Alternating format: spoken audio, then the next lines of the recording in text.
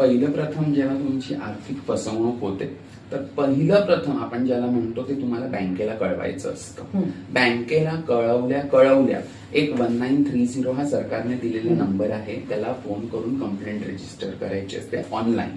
बरं, online complaint register केल्यानंतर तुमचं जे नियरेस्ट पोलीस स्टेशन असेल त्यांच्या सायबर सेल म्हणजे त्या पोलिसांना पण सांगायचं की माझा सायबर गुन्हा झालेला आहे, मला सायबर सेलला धरून एक कंप्लेंट इनिशिएट करायची आहे. मग तुमचा तिकडे FIR लिहिला जातो आणि ती कॉपी तुम्हाला ताबडतोब बँकेत द्यावी लागते आणि त्या कॉपीवरती तुमची बँक तुमचं अकाउंट टेम्पररी फ्रीज करतं त्या क्षणाला. म्हणजे जेवढा अटॅक झालेला आहे तेवढंच सीमित आपण म्हणतो की डॅमेज कंट्रोल करतो.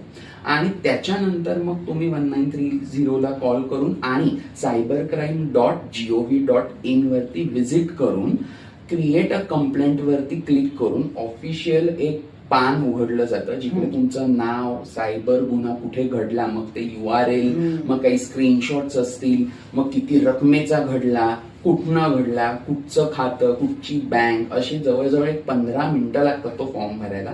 ती माहिती सबमिट केल्यावर तुमचा एक्झिस्टिंग IP पण तिकडे स्टोअर होतो आणि मग ती एक कंप्लेंट रेज केल्यावर तुम्हाला एक ईमेल कॉपी मिळते आणि ती कॉपी घेऊन परत तुम्हाला बँकेलाच जावं लागतं. नाहीतर दुसरा ऑप्शन आहे RBI ओम्बुड्समनला तुम्ही ती कंप्लेंट पुढे एस्केलेट करू शकता.